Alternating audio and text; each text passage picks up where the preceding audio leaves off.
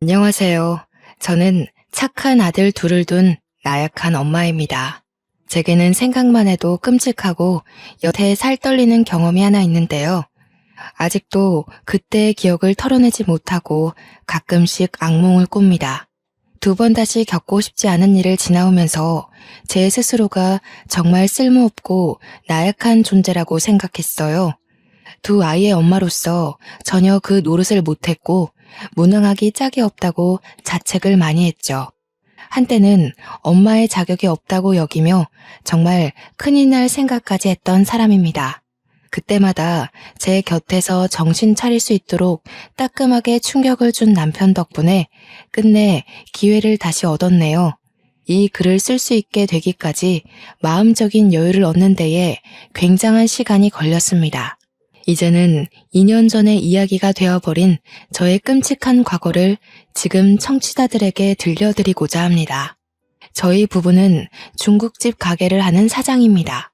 남편과 함께 신혼 때부터 계획해서 차린 중국집인데요. 한자리에서 제법 오래 했고 매상을 차곡차곡 부지런히 올려 제법 살림을 넉넉하게 살고 있었죠. 위치가 초중고 모여있는 근방에 있었기에 손님은 늘 끊이지 않았어요. 학교에서 배달을 시킬 때도 많고 가족 단위의 손님들이 학교 주변에서 외식하면 만만하게 들여다보는 곳이 저희 중국집이었거든요. 특히 입학식과 졸업식엔 아주 난리가 난답니다. 휴일이 없다 보니까 저희 부부는 평일 낮에 조금 한산할 경우가 휴일이나 다름없었어요. 어떨 때는 피곤해서 하루 정도 쉬고 싶기도 합니다.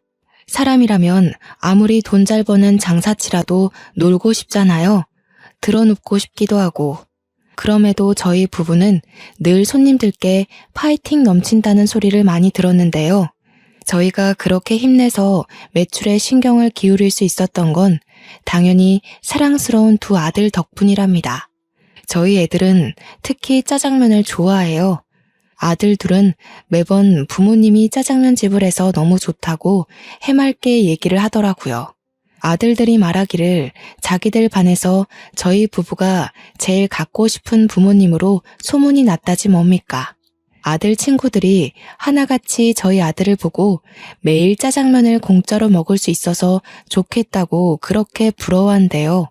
자식들이 저렇게 저희를 자랑스러워하고 좋아하는데 저희가 어떻게 힘이 안 생기겠습니까? 자식들만 보면 없던 힘도 생긴다는 저의 친정 부모님 말이 자식을 낳고 보니까 완전 이해가 되더라고요. 건강하게만 자라줘도 너무 좋은데 저희 부부가 또 하나 복받은 게 뭐냐면요. 저희 아들들은 연년생인데도 싸우지 않고 참 사이가 좋았다는 거예요. 쌍둥이처럼 똑 닮아서 사람들이 볼 때마다 쌍둥이 아니냐고 묻기도 하는데 보통은 형제 자매가 그런 소리를 들으면 서로 기분 상해하지 않습니까?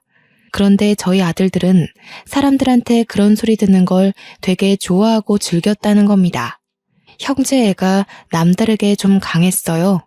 한참 친구들 좋아할 시기인데도 둘과의 약속이 우선인 애들이었다니까요. 둘이서 놀 땐 웬만한 사이좋은 딸아이들처럼 매일 붙어 다니면서 얌전히 불록놀이를 한답니다. 부모라면 내 새끼들이 싸우지 말고 사이좋게 지내길 바라잖아요. 솔직히 둘째를 가지고 성별이 남자아이란 걸 알았을 때 내심 첫째와 자주 싸우게 될까봐 걱정했거든요. 그런데 첫째가 둘째한테 먼저 많이 양보하다 보니까 둘째도 자연스레 그걸 배워서 형을 챙기더군요. 저희가 시킨 적도 없는데 알아서 서로를 챙기고 위해주니 얼마나 뿌듯한지 모릅니다. 둘째가 초등학교를 입학하고부터는 첫째랑 둘이서 학교까지 나란히 같이 다니게 되었는데요.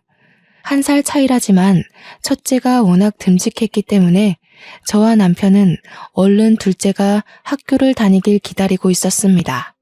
둘째가 아직 유치원 졸업을 못했을 땐 늘 제가 일을 하다 말고 데리러 갔었거든요.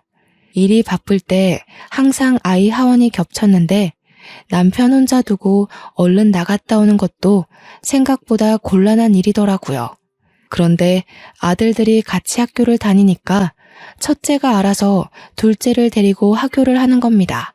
이마저도 첫째한테 부탁한 일이 아니었어요. 말 그대로 첫째가 알아서 둘째를 챙겨 나오고 있더군요. 둘째 손을 꼭 잡고 하교를 하는 모습을 보고서 그때 제가 첫째한테 앞으로 동생 챙겨서 와줄 수 있겠냐고 부탁을 했었습니다. 엄마가 이런 부탁해서 미안해. 우리 현중이가 동생 잘 챙겨서 집에 올 수 있지? 엄마 아빠가 너무 바빠서 현수를 못 챙길지도 모르거든. 현중이가 형으로서 한번 책임져 볼래? 그런 건 걱정 마. 현수 마치는 시간이랑 내가 마치는 시간이랑 비슷해서 별로 어렵지 않아. 현수한테도 혹시 먼저 마치게 되면 우리 반에 오라고 했거든. 현수도 알겠대. 우리가 무슨 복이 있어서 이렇게 듬직한 아들들을 낳았을까. 현중이 덕분에 엄마 아빠가 더 힘내서 짜장면 팔 수 있겠다. 고마워 아들. 첫째가 흔쾌히 허락해주는 덕에 저는 남편과 장사에 좀 더 신경을 쓸 수 있었어요. 그리고 저희에겐 이웃이기도 했고 같은 학부모 입장이기도 한 측근 부부가 있었습니다. 저희 가게 옆에 나란히 장난감 가게 하나가 있었어요. 같이 장사하는 입장에서 오다 가다 마주치는 덕에 친해진 이웃들이죠. 그 사람들과는 자녀 학교가 같은지라 학부모 교육이나 모임이 있으면 시간 맞춰 같이 갈 정도로 친했습니다. 유나 엄마, 학교 상담 오늘 윤주 차례지? 우리 아들 순서랑 비슷하게 걸려서 같이 가면 될 것 같은데 시간 괜찮겠어? 그럼요 언니. 나중에 저녁 때쯤 제가 언니 가게 찾아갈게요. 상담 끝나고 차 한잔 할래요? 이번에 저희 외가 쪽에서 콧감 가지고 왔는데 아주 실하고 맛있더라고요. 좀 챙겨드릴게요. 맛있는 거 있으면 늘 나눠 먹고 서로의 자녀들을 내 자녀처럼 돌봐주기도 했습니다. 너무 고맙게도 우리 아들들 생일이 되면 그 집에서 장난감도 하나씩 선물을 해주곤 했어요. 직접 골라서 원하는 걸 갖게 해주었는데 그날만 되면 아들들이 아침부터 기뻐 날뜁니다. 장난감 받는 날이라면서 마치 산타 할아버지한테 선물 받는 것처럼 행복해했죠. 아들이 둘인 저희와 달리 그쪽은 딸이 둘이었는데요. 저희처럼 연년생은 아니었고 첫째 딸이 우리 첫째 아들과 동갑이고 둘째 딸이 아직 유치원을 다니고 있었습니다. 서로 거리가 가깝다 보니까 자연스레 아이들 4명이서 서로를 잘 어울려 놀게 되더라고요.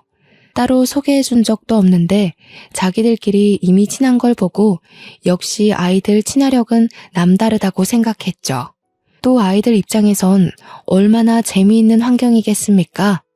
조금만 왔다 갔다 하면 부모님 가게를 탐방할 수 있고 더 가면 학교 놀이터에서 놀 수도 있고 서로 늦게까지 놀더라도 집이 가까우니 금방 귀가할 수 있으니 말입니다.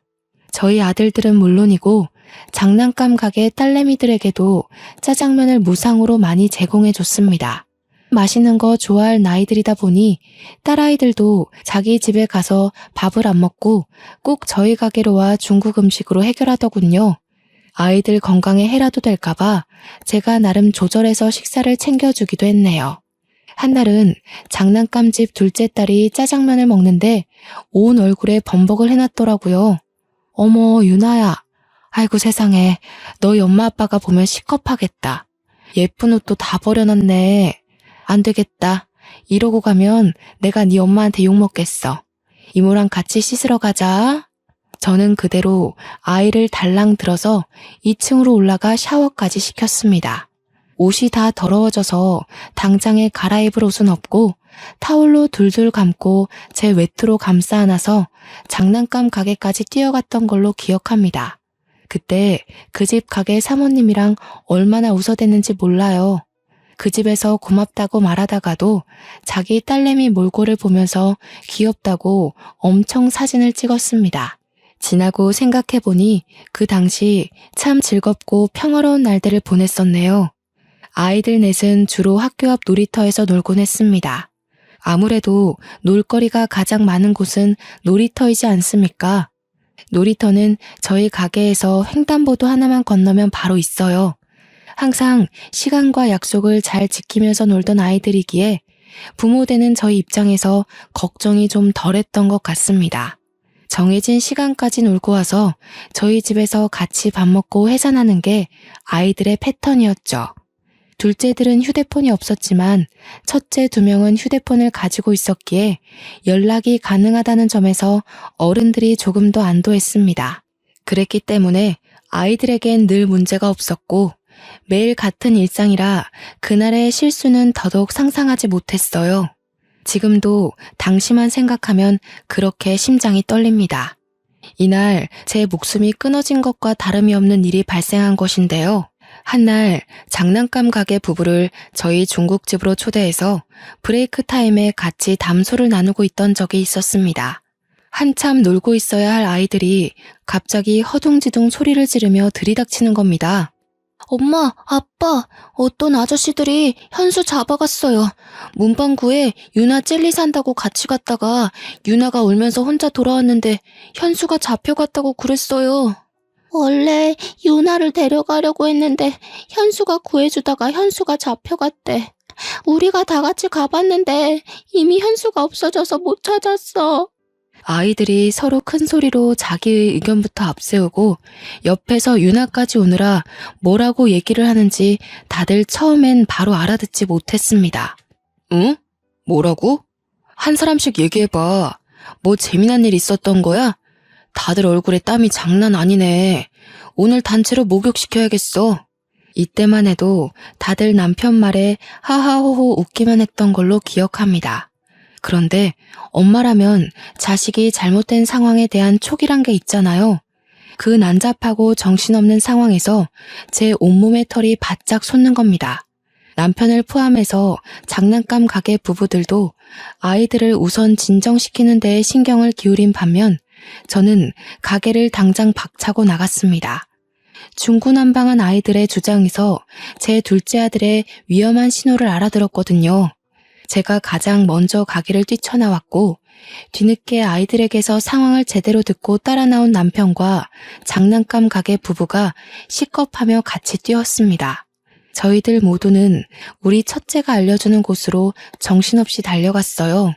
그러니까 아이들 말은 골목 쪽에서 차 한 대가 나타났고 원래는 유나를 데려가려 했는데 같이 있던 제 둘째 아들이 그걸 말리다가 아저씨 다리를 깨물었고 그것에 화난 아저씨가 유나를 버리고 제 아들을 잡아갔다.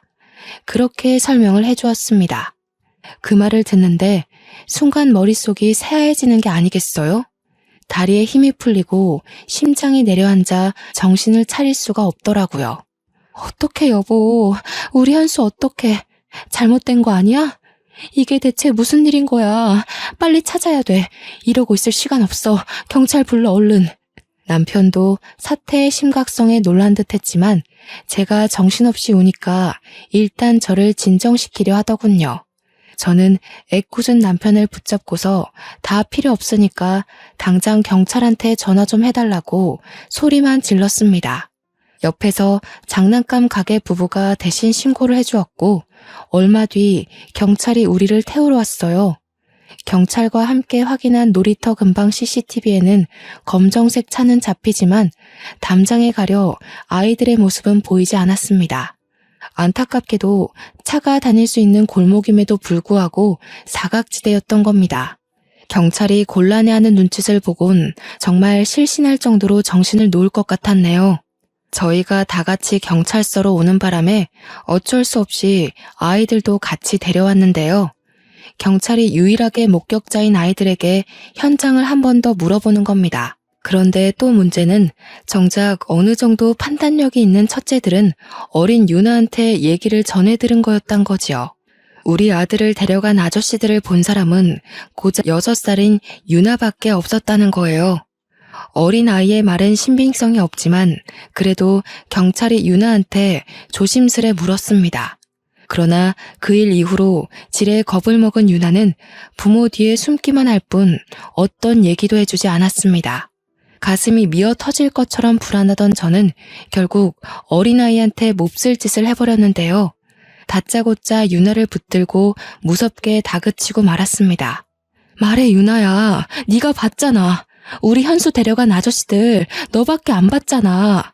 네가 말해야 현수를 찾을 수가 있어. 현수 엄마, 왜 이래요? 우리 유나도 많이 놀라서 시간이 필요하단 말이에요.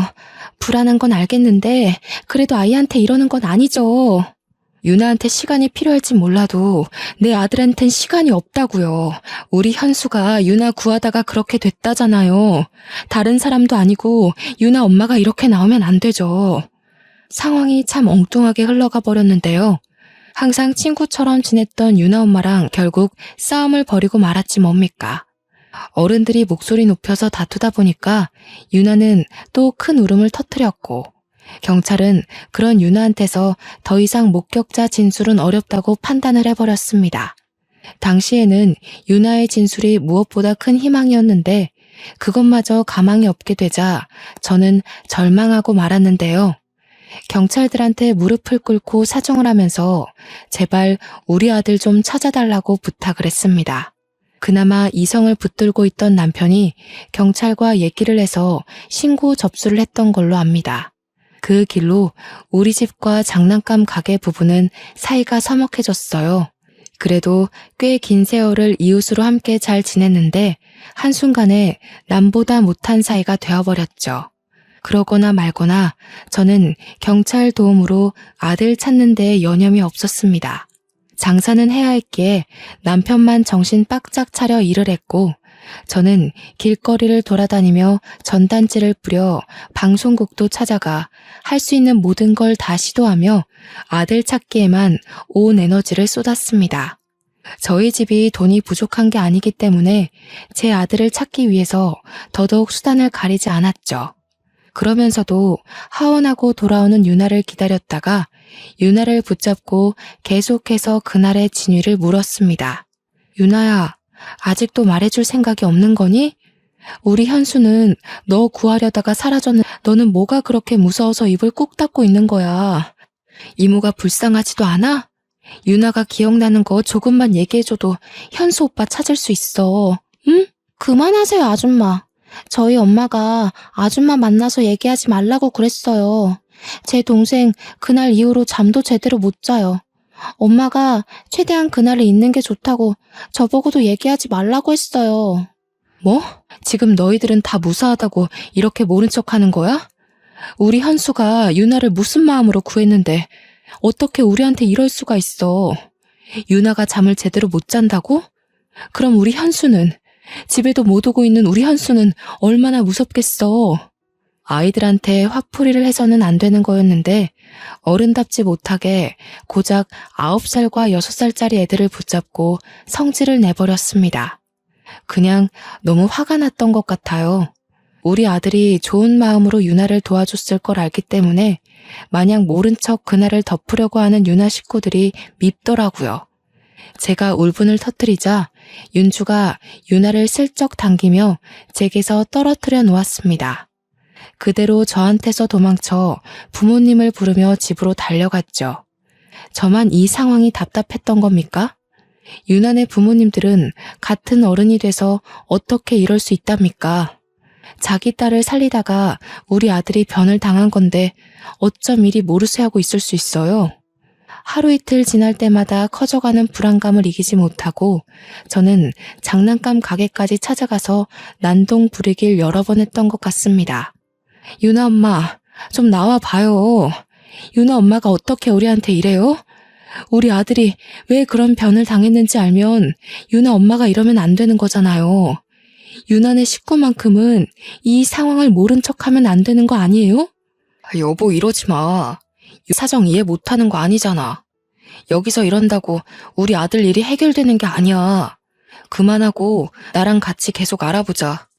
말이 안 되잖아. 우리 아들이 왜 그렇게 됐는데 관련 없는 사람들도 아니고 유나가 우리 아들을 봤어. 유나랑 내 아들이 같이 있었다고. 내가 이렇게라도 안 하면 우리 아들을 정말 찾지 못할 것 같아서 이러지. 제가 동네 떠나가도록 소리를 지르고 오열을 하고 욕을 해도 유나 부모는 코빼기도 모습을 비추지 않았습니다. 그럼에도 양심은 있는지 저를 경찰에 신고까진 안 하더라고요. 그냥 문을 걸어 잠그고 제가 지쳐서 떠날 때까지 두들기도록 내버려 두기만 했습니다. 정말 고통스러운 시간이었어요. 경찰한테서 연락은 잠잠하고 자꾸 시간은 흐르는데 날씨는 또 얼마나 좋은지 학교를 하교한 아이들의 웃음소리가 식당 안으로 흘러 들어올 때면 귀를 틀어막고 정수기 옆 구석에 앉아 울기만 했습니다. 제가 얼마나 못난 상태로 시간을 보내고 있었으면 우리 첫째가 와서 저를 달래주기까지 했을까요? 첫째가 저더러 미안하다고 자기가 동생을 제대로 살피지 못해서 그렇게 된 거라고 잘못했다 사과를 하는 게 아닙니까?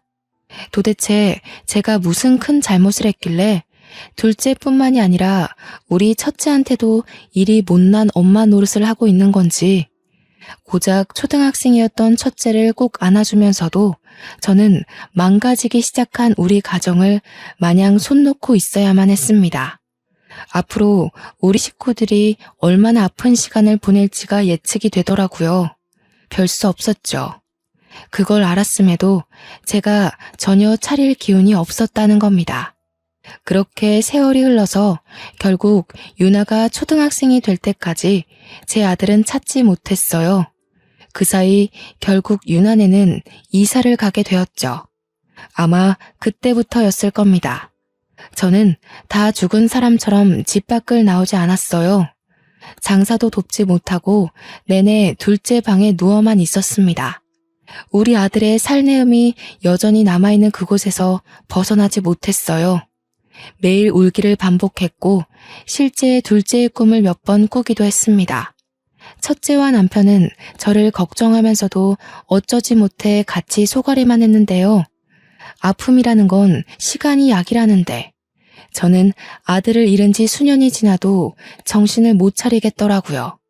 벌써 둘째를 못 본 지가 20년 가까이 되었지만 저의 시간은 여전히 과거의 그날로 멈춰 있었고 남편이 저를 병원에 데려갈 정도로 우울증까지 찾아왔습니다. 저 때문에 남편이 많이 고생했어요. 남편도 아들을 잃은 상심이 말 못하게 클 텐데 제가 너무 몸져 눕다 보니까 그 마음을 억지로 억눌렀을 거란 말이에요.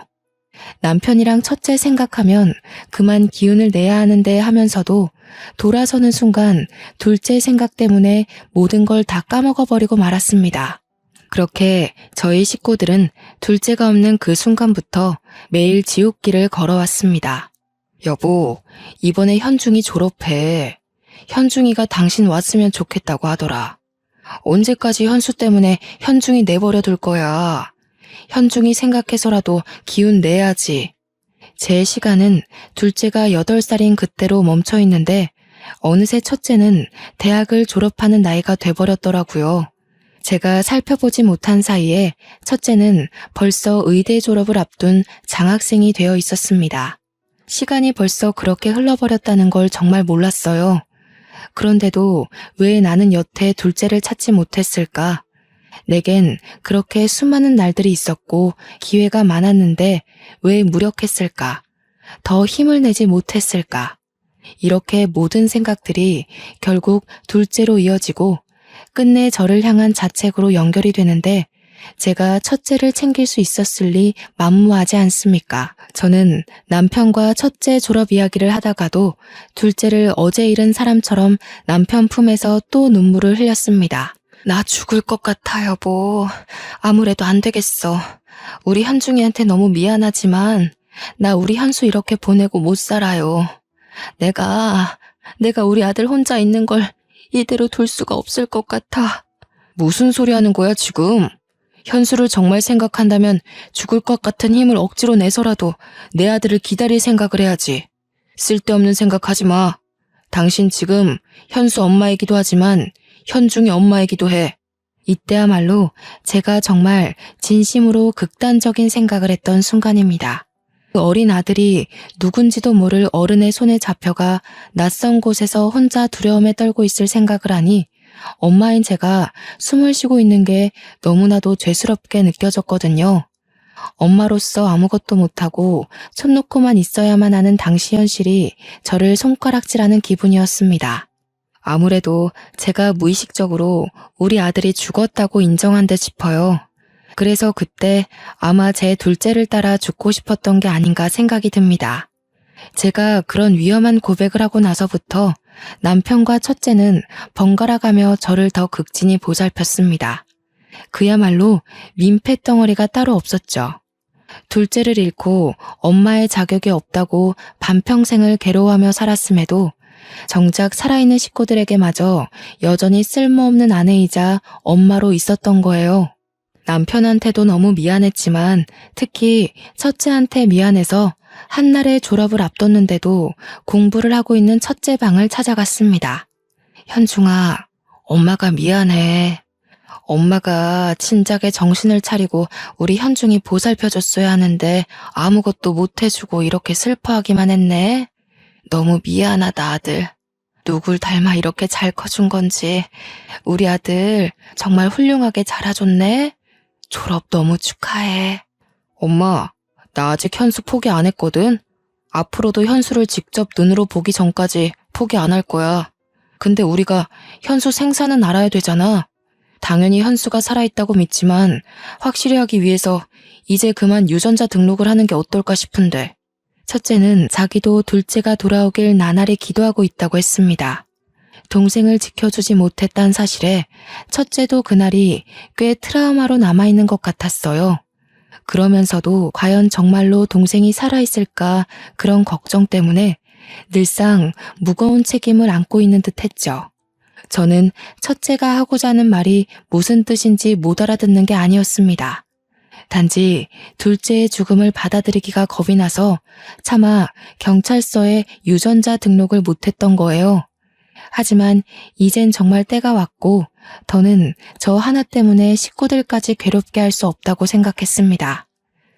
그래, 그러자. 우리 현수 그만 보내주자. 현수도 이해할 거야. 우리 가족이 현수를 잊지 않고 늘 함께라는 걸 다 알고 있을 거야. 저는 끝내 첫째의 제안을 받아들였고 둘째를 찾는 것에 대해 마지막을 직감하고서 눈물을 터뜨리고 말았습니다. 그렇게 첫째의 도움을 받아 둘째 아들을 신고했던 경찰서로 가서 유전자 등록을 신청했어요. 경찰서에선 국과수에 연결해 신고 당시 맡겼던 둘째의 유전자 데이터가 남아있는지 찾기 시작했고 근 20년을 기다린 아들의 죽음을 오롯이 제가 감당하기 힘들 것 같아 연락받을 전화번호로 남편의 것을 남기고 돌아왔습니다. 돌아오는 길 아들은 학교일 때문에 잠시 샛길로 빠졌고 남편은 장사를 하고 있는 시점에서 저는 학교 놀이터로 방향을 꺾었습니다. 둘째를 잃고 나서 한 번도 와보지 않았던 그 놀이터를 걸으며 우리 아들이 뛰어놀았던 곳곳을 둘러봤어요. 아이의 얼굴이 잊히지도 않고 속속들이 떠오르더라고요. 한 번만이라도 좋으니 마지막 인사라도 해주고 보내고 싶은데 장례도 치르지 못하고 불쌍하게 보내줘야 하는 우리 둘째를 생각하며 저는 겨우 기억하고 있는 추억들을 정리하고 있었습니다.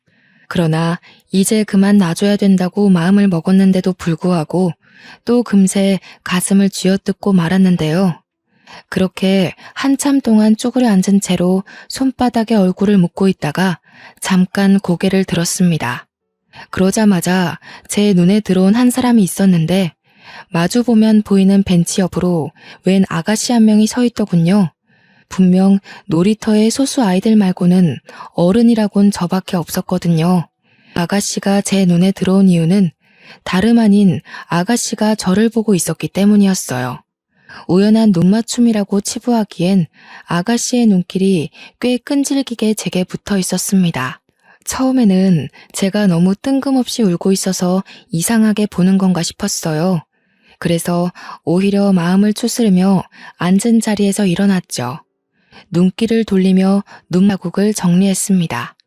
그런데 슬쩍 다시 본 아가씨 또한 저처럼 울기라도 했는지 눈가를 훔치면서 돌아서더라고요. 그냥 그러려니 생각하며 넘길 수 있는 일이라고 볼 수도 있으나 그때의 제 느낌은 좀 달랐습니다. 제 기분상 아가씨가 분명 저를 알고 있는 사람 같았고 그게 마치 제 사정 또한 알고 있다는 걸로 느껴졌어요. 그러니까 꼭 우리 둘째의 사고를 같이 슬퍼하는 것처럼 보였다는 거죠. 그 생각이 들자마자 떠오른 한 사람이 있었는데요. 바로 유나라는 아이였습니다. 유나는 우리 둘째보다 2살이 어렸으니까 아마 저 여자처럼 아가씨가 다 되었을 겁니다. 저는 뒤늦게 일어나 급히 아가씨가 사라진 도로 쪽으로 달렸는데요. 이미 인파 속으로 묻힌 아가씨의 흔적은 찾을 수 없는 지경이 되어버렸습니다. 과연 그 아가씨가 정말로 유나였을까요? 그날의 기억은 아직까지도 의문으로 남는 일이네요. 국과수에서 연락 주기로 한 당일이 되었을 때 저는 마지막으로 둘째 아들의 이불을 개면서 짐을 하나씩 정리하고 있었습니다. 그런데 다짜고짜 남편이 문 부서질 듯 활짝 열고서 급히 뛰어들어오는 거 아니겠습니까? 그러면서 하는 말이 유전자 검사 의뢰한 거 경찰한테서 연락이 왔다고 하는 겁니다. 남편이 제 손을 꼭 잡고 눈물을 보이면서 하는 말에 저는 또 한 번 머릿속이 텅 비워져 버렸습니다. 여보, 현수가 살아있대. 경찰이 지금 위치 파악 중이야. 어떻게 이럴 수가 있지? 우리 현수가 정말 장하게 버텨준 거야. 거 봐. 우리 아들 살아있을 거라고 했잖아. 이제 다 끝났어. 여보, 더 이상 마음고생 안 해도 돼. 정말 고생했어. 남편의 말을 듣는데 지금 제가 꿈을 꾸고 있는 건지 판가름하기까지 오래 걸렸습니다. 남편이 울면서 저를 품에 안아주었을 때야 저는 모든 사실을 실감했죠. 그게 정말이야? 정말 우리 아들이 살아있대? 어디? 7일대. 당장 가봐야겠어. 여보, 나 좀 아들한테 데려다 줘. 경찰이 연락 줄 거야. 아마 하루 정도는 걸릴 거라고 했어. 이제 막 추적 들어갔다고 찾는 건 지금부터래. 아마 살아있을 가능성이 크다고 했어. 남편 말대로 둘째를 찾은 뒤에 연락을 주겠다던 경찰은 하루가 지나서 다음날 아침에 전화를 해주었습니다. 진작에 일정을 정리해놓았던 저희 가족은 모두 경찰서로 정신없이 갔어요. 경찰이 안내해준 곳으로 따라갔더니 웬 청년이 하나 앉아 있었는데요. 좀 꾀지지하긴 했으나 우리 둘째가 맞다는 걸 단번에 알아봤지 뭡니까. 너무 많이 커버렸지만 제가 바로 알아볼 수 있었던 이유는 바로 첫째와 쌍둥이처럼 똑 닮은 얼굴 때문이었습니다. 현수야, 아이고 감사합니다. 하느님 너무 감사합니다. 우리 현수 고생 많이 했지. 엄마가 늦게 찾아서 미안해. 이렇게 살아있는 줄도 모르고 엄마가 더 노력하지 못했어. 고맙다. 있어줘서 고마워. 그때부터 저는 정신없이 울면서 우리 둘째 얼굴을 만지느라 주변 기억들은 좀 흐릿합니다. 둘째를 안아주면서도 이게 현실이 맞나 싶어서 몇 번이나 아들을 주물럭거렸어요. 남편과 첫째와도 인사를 나누는 둘째를 놓지 못하고 내내 붙잡고 있었습니다. 둘째가 제게 엄마라고 불러주는 말을 듣고 나서야 이 모든 것이 현실이라는 걸 제대로 받아들였던 것 같네요. 저희 식구들은 둘째의 이야기를 듣기까지 가족 간의 상봉을 실감하느라 좀 오래 걸렸습니다. 도대체 어떻게 지냈던 거야? 이렇게 멀쩡히 살아있었으면서 왜 우리를 찾아오지 못했어? 어디 멀리 가서 있었던 거니? 너를 찾으려고 방방곡곡을 돌고 방송까지 냈는데도 못 찾았는데 그럴 만한 이유가 있었던 거야? 몰라. 살았는지도 모르겠고 집에 어딘지도 기억이 잘 안 나고 그냥 깡패 아저씨들이 도망가면 가만 안 둔다고 해서 시키는 대로 있었어. 듣고 보니 둘째는 잡혀가자마자 웬 껌파리로 구걸을 하면서 사람들한테 돈을 받아 바치는 일을 했다고 합니다. 질이 나쁜 아저씨들이라 너무 무서워서 감히 탈출할 생각도 못했고 자기 말고도 다른 어린애들이 많았다고 해요. 고등학생 나이가 되고부터는 아저씨 일터에서 일을 했는데 거기 손님으로 오는 아저씨들이 도박으로 돈을 잃으면 홧김에 손찌검을 하는 사람들도 있었다고 하는 거 아니겠습니까? 그 소리를 듣는데 얼마나 억장이 무너지던지. 아들 손을 잡고 있는 내내 두 손이 우리 남편 손보다 거칠어서 한참 문질렀던 것 같아요. 심지어 둘째는 이름도 바뀌어 있었습니다. 그래서 저희랑 경찰이 더 찾지 못했던 거였어요. 그래도 유전자 검사 덕분에 둘째 신원이 밝혀졌고 그 바람에 둘째가 있었다던 도박장이 다 털렸다고 해요. 형사가 들이닥쳐서 거기 도박쟁이들이 죄다 잡혀온 걸로 알고 있습니다. 얼마나 고생을 했으면 애가 이렇게 삐쩍 말랐을까. 어디 아픈 데는 없니? 그동안 많이 힘들었지. 이젠 아무 걱정하지 마. 엄마가 다 해결해 줄게. 저를 잊었을 거라고 생각했어요. 찾지 않길래 원망도 했지만 제가 이름까지 바뀌어버렸으니까 못 찾을 수도 있겠구나 하면서 이해도 되고, 또 살다 보니까 원래 이렇게 사는 게 익숙하기도 했던 것 같고. 그럴 리가 있겠어? 네가 우리 식구한테 얼마나 소중한 가족인데. 엄마 아빠가 정말 노력 많이 했어. 너가 없고 나서부터 하루도 편하게 지낸 날이 없다고. 나도 내 선에서 너 찾으려고 많이 알아보기도 했고, 그 노력이 부족했을 수도 있지만 절대 잊어버린 게 아니라는 것만 알아줘. 둘째가 저희 부부에겐 존댓말을 썼지만 첫째한테는 그래도 반말을 하더라고요. 부모와의 애와 형제의 애가 다르다는 게 이런 부분에서도 뭔가 작용하나 봅니다. 둘째는 형이 주는 손길을 잡고서 내내 참고 있던 눈물을 터뜨렸어요. 부모도 부모지만 형과의 추억이 제법 길고 강하게 남은 것 같아 그마저도 얼마나 다행인지 몰라요. 그렇게 한참을 가족끼리 대화를 나누고 있는데 중간에 경찰이 오더니 둘째한테 무언가를 보여주더라고요. 다행히 몽타주가 일치하는 사람도 같이 잡혀왔네요. 보아하니 상습범이더라고요. 배현수 씨 잡아간 사람 이렇게 생긴 사람 맞나요? 둘째는 형사가 보여주는 몽타주를 보면서 완전히 똑같은 건 아니지만 대충 그렇다고 했습니다. 실 사진도 아닌데 몽타주만 보고도 둘째가 겁을 먹더라고요. 그래서 제가 아이의 손을 더 세게 잡아주었죠. 헌데 경찰이 보여주는 몽타주에서 좀 의아한 부분이 있었습니다. 이건 저만 그렇게 느낀 것이 아니라 식구들 모두 이상하게 생각한 부분이었는데요. 저희 사건에는 어린아이 유나 말고는 목격자가 없었지 않습니까? 목격자가 더 있었다면 한참 경찰들이 사건을 파헤칠 때 드러났을 겁니다. 유나네 집은 이사하면서 그대로 도망쳐 버렸으니 사실상 목격자가 없는 것과 같은데 이게 어떻게 된 일일까요? 그렇잖아도 남편이 먼저 형사님께 물어보았습니다. 그런데 선생님, 당시 목격자가 어린아이 말고는 없었던 걸로 알고 있는데 어떻게 몽타주를 딴 거죠? 혹시 중간에 다른 목격자라도 발견이 됐던 건가요? 아, 아직 모르시는군요. 10년 전쯤인가 중학생 여자아이가 혼자 찾아왔었어요. 현수 씨 사건 얘기를 하면서 자기가 그날 목격자라고 얘기해주고 갔습니다. 오래전 일이었을 텐데 선명하게 기억하고 있더라고요. 그날 일 때문에 그렇게 악몽을 꾼다고 하면서 엄마 몰래 왔다고 그랬던 것 같네요. 중학생 여자아이. 그 말을 듣는데 왜 놀이터에서 본 아가씨의 모습이 오버랩 되는 건지 몰랐습니다. 엄마 몰래 찾아왔었다는 말도 저의 반응을 크게 만드는 데에 한몫했어요. 뭐라고요? 그 아이가 분명 목격자라고 그랬습니까? 10년 전이 중학생이면 지금 20대라는 거죠? 혹시 그 사람 성함이 어떻게 되는지 알 수 있을까요? 아이고, 그건 목격자 신원 보호 때문에 말씀드리기가 곤란해요. 죄송합니다. 그런데 자기가 그 동네 장난감 가게 집 딸이었다고는 했습니다. 자기를 구해준 오빠가 잡혀갔다고 그렇게 말했네요. 그 얘기를 듣고 저희 식구는 유나의 진술이라는 걸 바로 직감했습니다.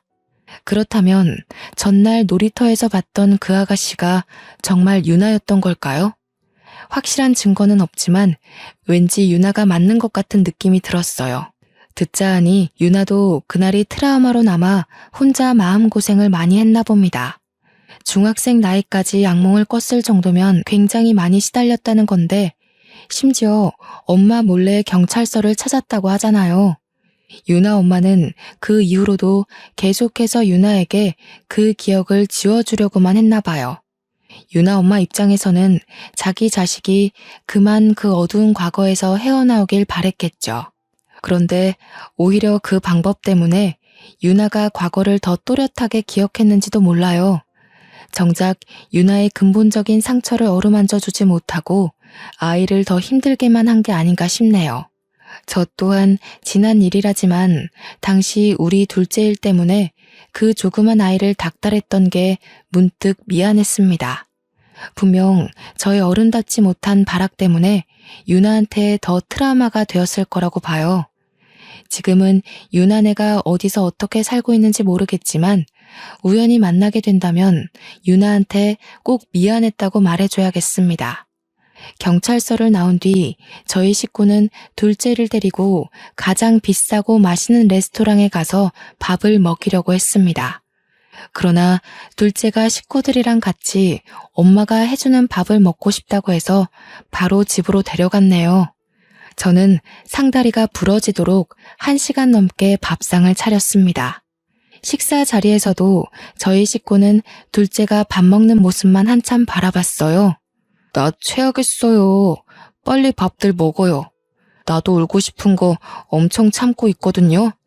그러니까 이제부터 그만 울기야. 지금까지 서로 얼마나 많이 울었겠어요. 만나서까지 울지 말아요, 우리. 이제 서로 웃기만 해요. 그래, 그러자. 그래도 이 말은 꼭 해주고 싶네. 이렇게 잘 버텨줘서 너무 고맙다. 앞으로 하고 싶은 일, 사고 싶은 거 있으면 형한테 말해. 형이 다 해줄게. 누구보다 힘들었을 우리 둘째가 앞으로 사회에 정상적으로 재기할 수 있도록 저희 식구는 지원을 아끼지 않을 생각입니다. 저는 아직도 이게 꿈인지 생시인지 가끔 몰라서 자다가 새벽에 일어나 둘째 방문을 열어봐요. 벌써 이 일이 2년 전이 되었음에도 한번 둘째와 못해봤던 추억들을 나누려면 또 다른 의미로 정신이 없을 것 같습니다. 그렇게 지내다 보면 자연스레 저의 불안한 증세도 많이 완화되겠죠. 기적처럼 제 품으로 돌아와준 우리 아들의 이야기를 쓰면서 과연 제가 글을 잘 마무리할 수 있을까 싶었는데 벌써 마지막 인사를 할 차례네요. 이곳에 제 아픔을 풀기까지 오랜 시간이 걸렸다고 말씀드렸는데요. 나름 여기다 정리를 해보니까 지난날보다 제가 많이 안정되었다는 걸 느꼈습니다. 좋네요. 이런 기회를 통해 제 안에 있던 온전한 트라우마를 꺼내놓은 기분이에요. 너무 감사한 시간들이었고 꼭 아픈 사연이 아닌 기가 막히게 행복한 사연들도 여기다 써보고 싶은 마음입니다. 이런 좋은 기회가 존재하는 것도 다 감상해주는 청취자분들이 존재하기 때문이겠죠. 청취자분들의 관심 덕분에 저뿐만 아니라 모든 사연자들이 치유를 받고 가는 게 아닌가 싶습니다. 오늘도 역시 또 하나의 사연을 경청하여 들어주셔서 감사하고요. 하시는 일 늘 번창하시기를 바라겠습니다. 그럼 이만 인사드릴게요.